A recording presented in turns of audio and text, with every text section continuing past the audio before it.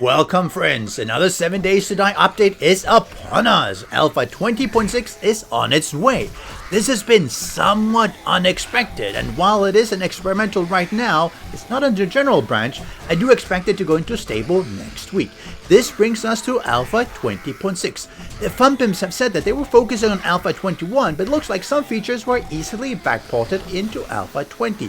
I'm gonna go through the patch notes, but let's start it up. If we look here at the top, we see the mention of due to Microsoft requirements, and then specifying that this relates to the custom prefabs no longer should go in directly in the game folder.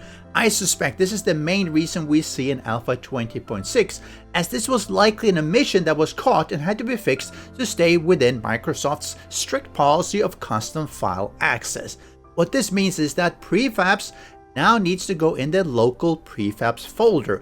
Now it is a little bit unclear whether the FunPimps are keeping the current dual loading for prefabs as they do for mods, because it's not mentioned in there. There's also some information of how to set the user-defined folder, which you might have to take note of if you're doing a lot of modding work. It would also be interesting to hear from any hardcore modders out there to weigh in on how this might affect your work, especially if your mod packs include custom prefabs.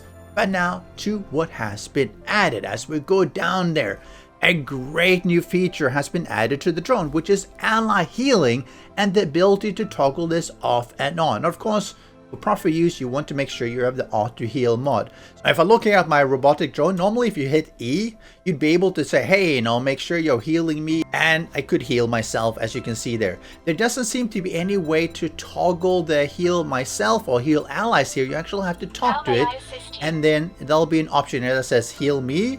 Well, let's talk to it, or heal allies, so you can toggle it here.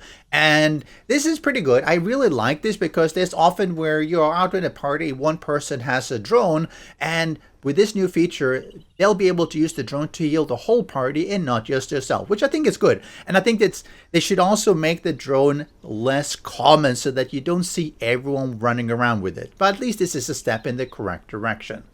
They've also added a news window in the main menu when you load up the game, and this is pretty good. I think this is something that they should have done a long time ago. It doesn't really have a lot of information here. I think that they need to do this a lot better. For instance, when you start up the experimental, they should have the news of the experimental being here, but now they only have the 20.5 stable. So there's still some way to go here to make sure they populate this and not just have a window with a couple of information pages in there. Also now, if you take F11 screenshots, it should show the world gen seed, which can be real helpful when you found a really good world and you want to show this off to your friends. It makes it a little bit easier. Another command here that has been requested by admins for a long time is a give XP command.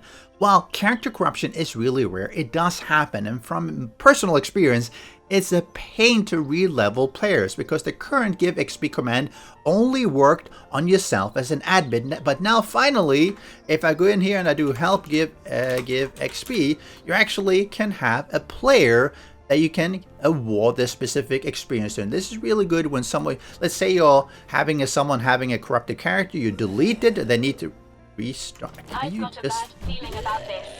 Don't have a bad feeling. We need to re-level them. Now you can just give them the experience to get them back up and running, and that's really helpful. There's a few changes to the game as well, and one that I think a lot of people will love is that vultures don't auto aggro on players and vehicles, meaning that if you're driving your vehicle through the desert or the wasteland, you're not going to get all these vultures just aggroing on you and coming after you. So this is good. I really like that. I think that was really needed because that was so annoying. Well, maybe it was a good feature in there.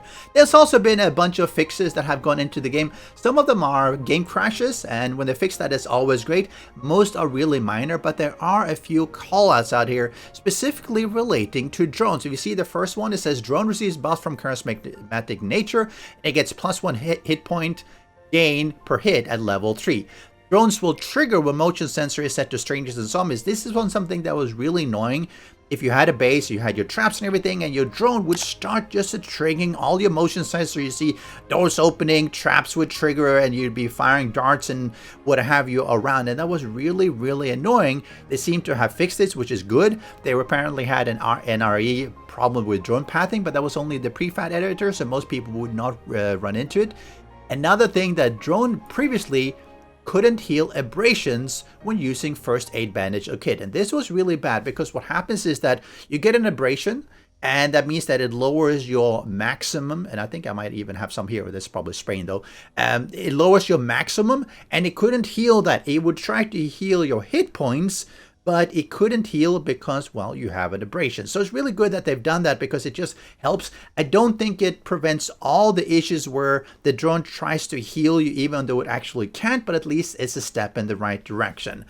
That one where workstations virtually disappear when placing motion detecting equipment in the same trunk.